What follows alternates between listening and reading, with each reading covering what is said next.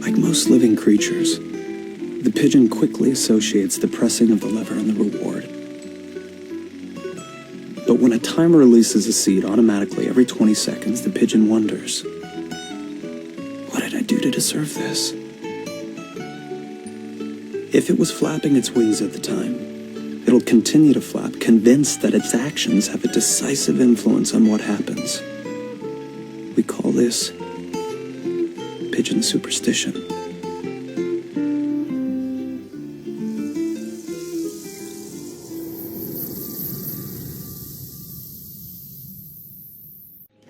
Once upon a time, there was a daddy and a mummy named the Daddy and the Mummy.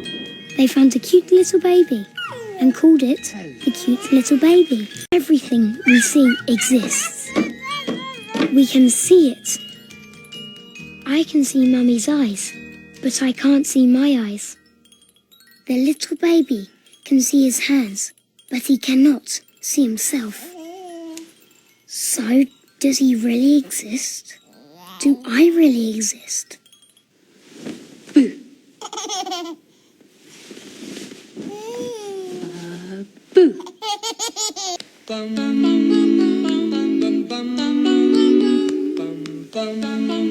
The mummy has a brush for her hair and lipstick for her lips. She smells good. The daddy has a watch and hair on his arm. The watch goes tick-tock. If the baby falls, the mother claps her hands. She says, "Bravo!"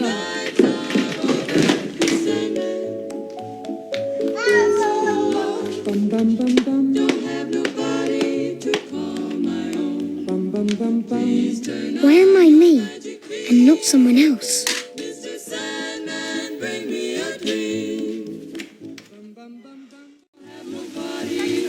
Why do we remember the past, but not the future? When you ask Mummy, she says, "Stop asking why. It's complicated." What was there before the Big Bang? Well, you see, there was no before because before the Big Bang, time did not exist. Time is a result of the expansion of the universe itself. But what'll happen when the universe has finished expanding and the movement is reversed? What'll be the nature of time? If string theory is correct, the universe possesses 9 spatial dimensions and 1 temporal dimension. Now, we can imagine that in the beginning, all the dimensions were twisted together. During the Big Bang, 3 spatial dimensions, the ones that we know as height, width, and depth, and 1 temporal dimension, what we know as time, were deployed. The other 6 remained minuscule, wound up together. Now, if we live in a universe of wound dimensions, how do we distinguish between illusion and reality? Time, as we know it, is a dimension we experience only in one direction. But what if one of the additional dimensions wasn't spatial, but temporal? If you mix the mashed potatoes and the sauce, you can't separate them later. It's forever. The smoke comes out of Daddy's cigarette, but it never goes back in.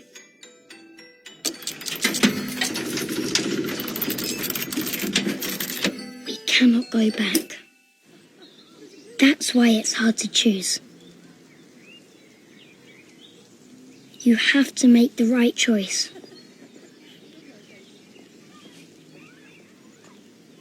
As long as you don't choose, everything remains possible.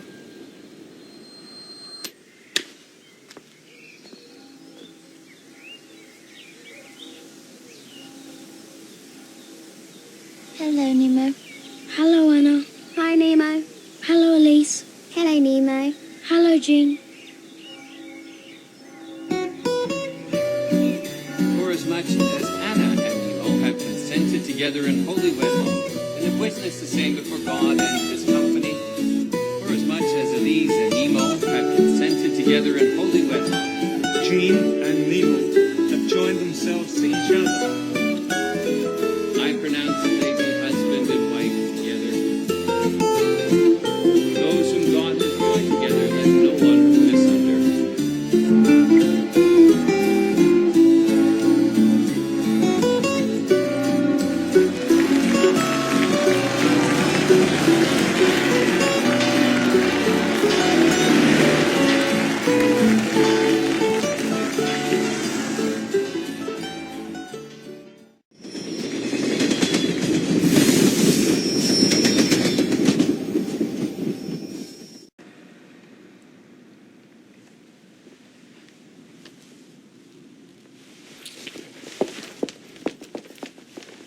Elise, wait! I'll call you.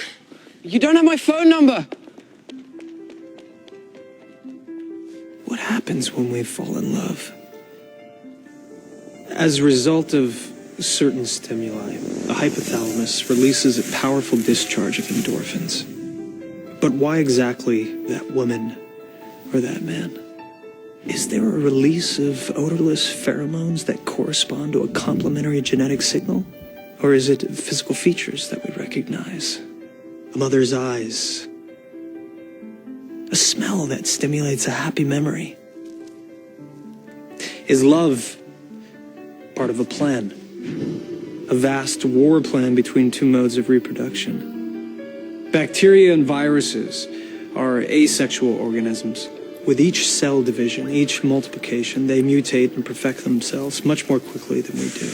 Against this, we respond with the most fearsome weapon: sex.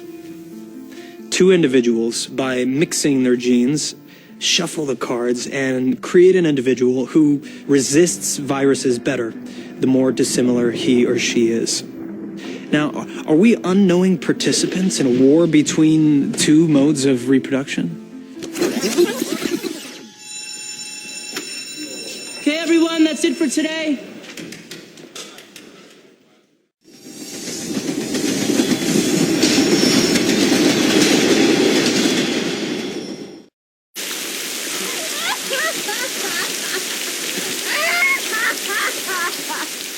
I often have this dream. Some prehistoric time. I can hear you screaming.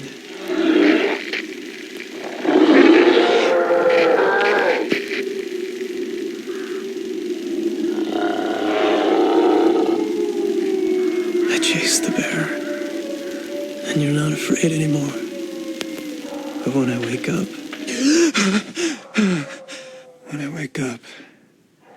there's no bear. I would so love to be able to chase the bear away, and for you not to be afraid anymore. To what extent are our fears innate? When we hatch goose eggs in an incubator, and then above the baby birds pass a form simulating a goose in flight, the birds stretch their necks and call out. But if we invert the direction of the silhouette, it conjures the shape of a falcon. The response of the baby birds is immediate. They will crouch in fear, though they've never before seen a falcon. Without any instruction, an innate fear helps them to survive. But in humans, to what ancient dangers might our innate fears correspond?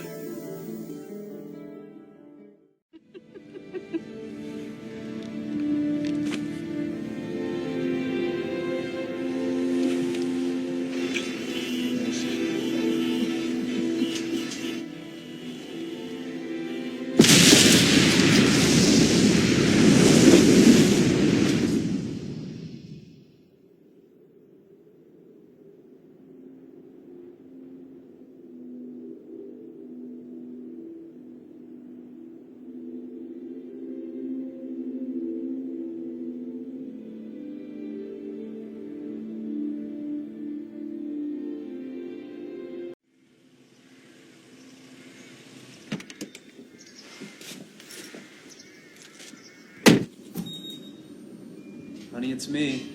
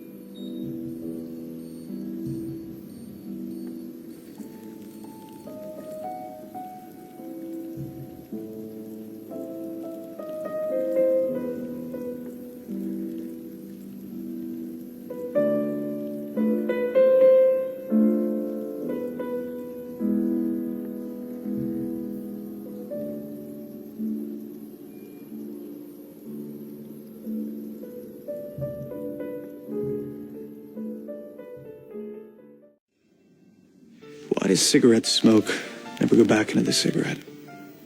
Why do molecules spread away from each other? Why does a spilled drop of ink never reform? Because the universe moves towards a state of dissipation. That is the principle of entropy, the tendency of the universe to evolve toward a state of increasing disorder. The principle of entropy is related to the arrow of time, a result of the expansion of the universe. But what will happen when gravitational forces counterbalance the forces of expansion? Or if the energy of the quantum void proves too weak? At that moment, the universe might enter its phase of contraction, the big crunch. So what'll become of time? Will it reverse?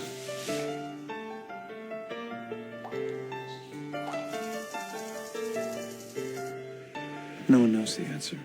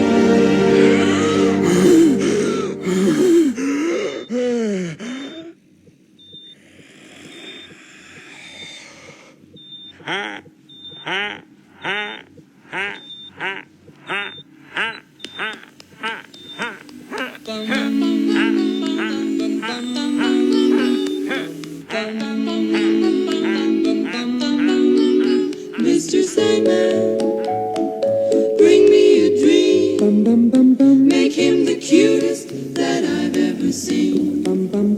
Give him two lips like roses and clover. Then tell him that his lonesome nights are over. Sandman, I'm so alone. Don't have nobody to call my own.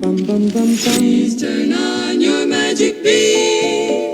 Mr. Sandman, bring me a dream.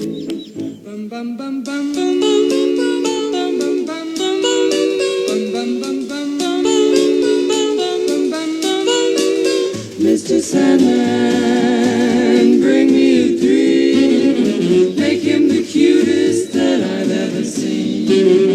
Give him the word